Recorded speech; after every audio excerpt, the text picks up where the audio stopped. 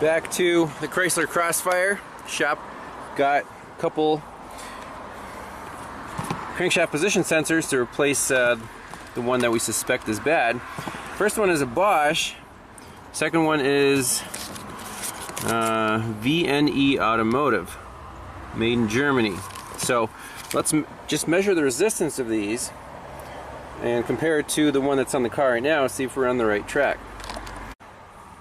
Alright, so first let's measure the Bosch unit with the old school pocket ohm meter. We have 1.1 kilo ohms. That's definitely not open circuit. So we definitely made the right call there. Let's measure this other one.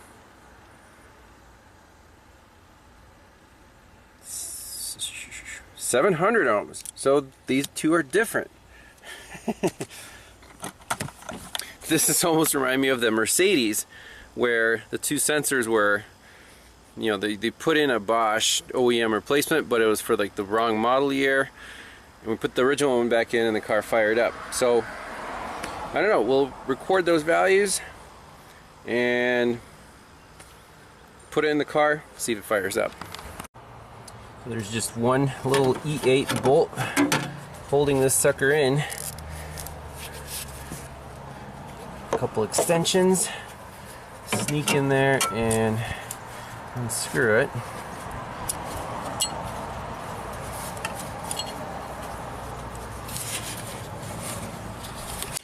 Okay, so I got the sensor out. It is a Mercedes OEM part number A003-153-2728. These things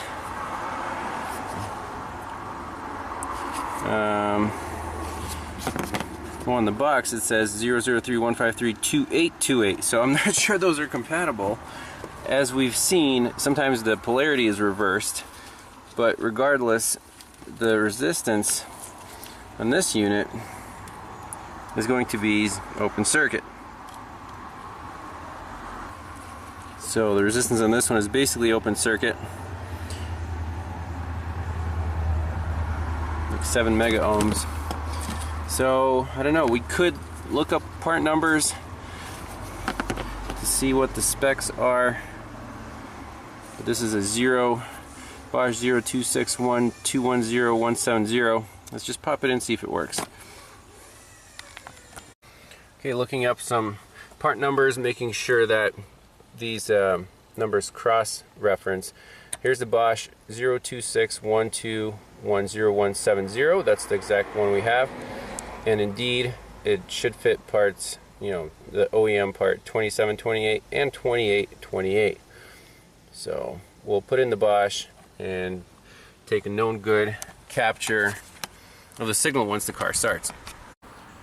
Alright, so on the crank sensor across the two wires, now the resistance is 1 kilo ohm, because the sensor is 1.1 kilo ohms and the computer is 10 kilo ohms.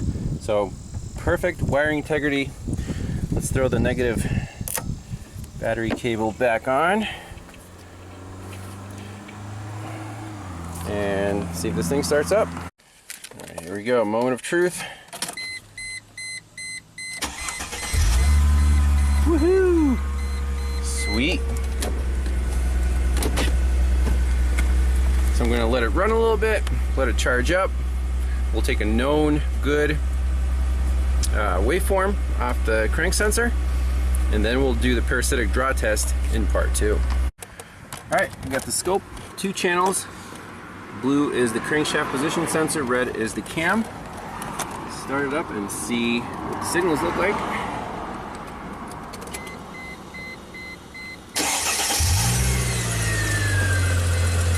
Very nice.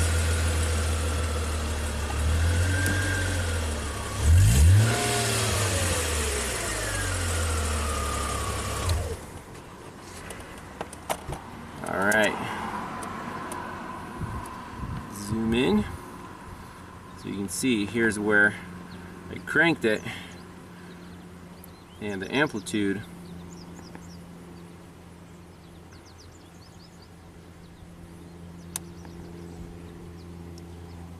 the lowest amplitude right here delta is 5.5 volts. So the computer definitely needs that amplitude to see it, and then fires up and we have nice crank signal. So plus or minus 40 volts almost at idle, and then when you rev it up,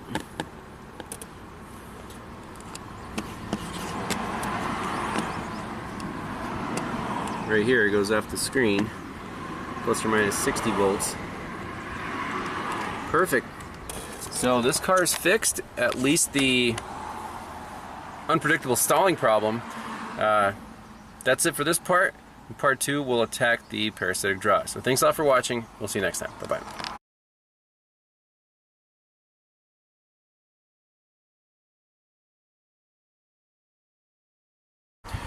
So back to the Chrysler Crossfire for the parasitic draw diagnosis. So right now, we have a steady 1/4 of an amp. The car's been sitting here for like at least 10 minutes. So that's a little more than 150 milliamps that we saw last time. Now it's like 240. Steady drop. First thing, it's got some fuses under the hood right here and a big fuse box over there. So I did a voltage drop on all the fuses, and there's just one that has a non-zero voltage drop. That means there's current going through the fuse. That would be this fuse right here, this 10 amp. It's labeled number 9. So let's see where that goes. Little pictograms. Roof light, horn, anti-theft, trunk light, tire pressure control. That's the one that goes everywhere, as usual. So let's just double check our voltage measurement. Yep, 1.2 millivolts. So I wrote that down. And on our power distribution diagram, I found number 9, accept export, and sure enough it goes to siren, anti-theft tow sensor, crosses over here, body control module, universal garage door opener, tire pressure monitor, cargo lamp, dome lamp. So the description is pretty accurate. So let's just pull it out, see if the draw goes completely away.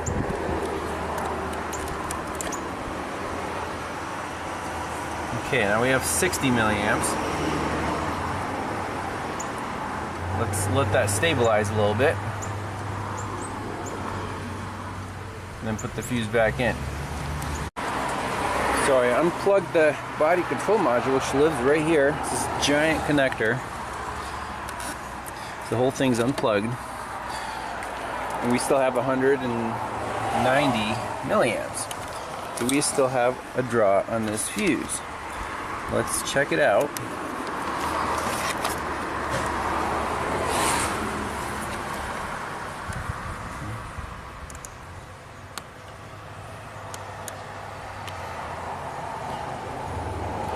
Okay, so less 0.8 millivolts instead of 1.2.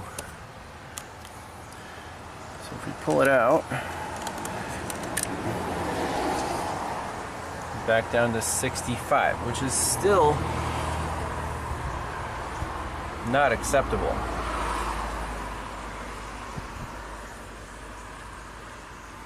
Okay, so there's still something else on this fuse.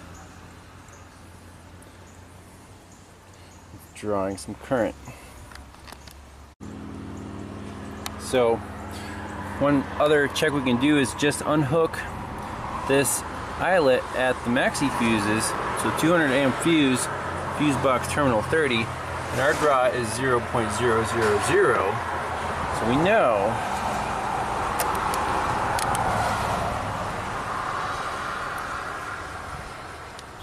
that draw is going through this eyelet here. So let's look up a power distribution diagram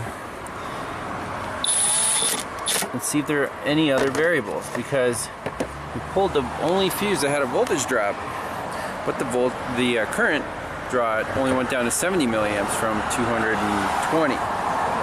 So I don't know, there's some variables here. Alright, so down to 150 milliamps. So I disconnected this tow anti-theft sensor that lives back here in the right corner, and right there, definitely some green crusties around that power pin.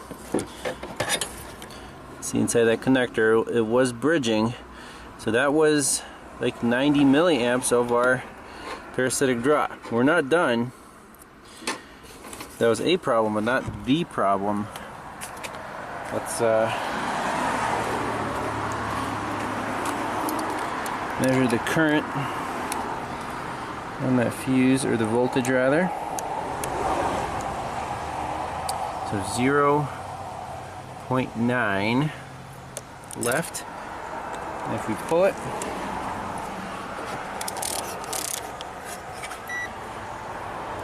we have 60 to 70 milliamps left. So that's about half our draws on this fuse. We don't know where the other half is. So the last thing on that tree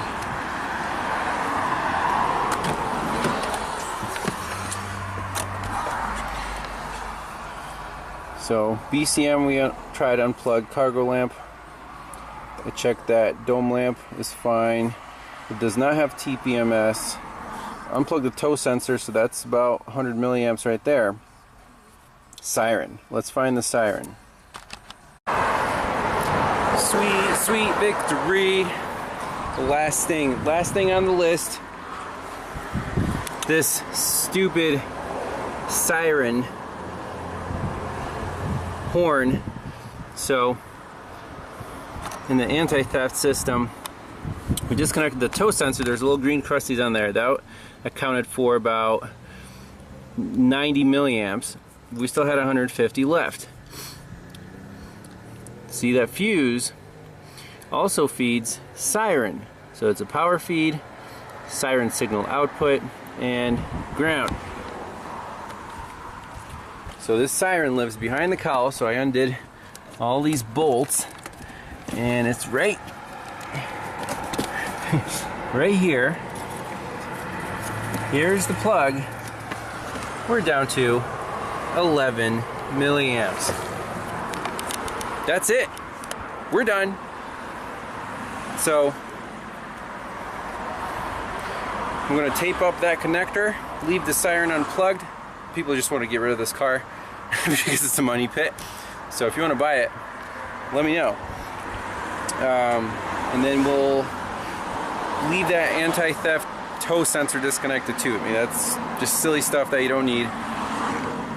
Let's button everything up, scan the car for codes, make sure it drives great, and we're done. So that was pretty cool. Last thing, you wouldn't think a horn cause a parasitic drop, but apparently this is a smart horn. That's it. So thanks a lot for watching. Hope you enjoyed that one. And see you next time. Bye bye.